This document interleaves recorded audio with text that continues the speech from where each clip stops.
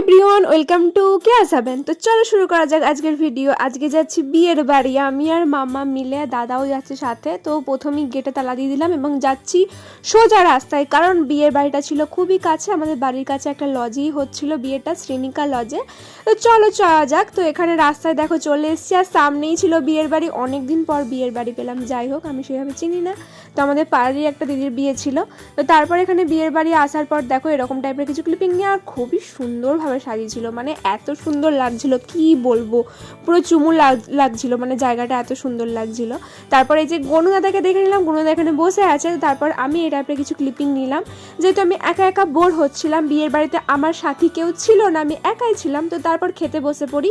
কাঁসার থালায় খেতে দিয়েছিল, একটা বাঙালি বাঙালি ব্যাপার, নান। তারপর খেতে খেতে সব কিছু দিয়ে দিল, মটর পনির, এরকম অনেক কিছু ছিল, চিকেন, ডাল, চাটনি, পাঁপড় সব দিয়ে দেওয়ার পর, খাওয়া দাওয়ার পর আমি চলে আসি বাড়ি। তো চলো টাটা।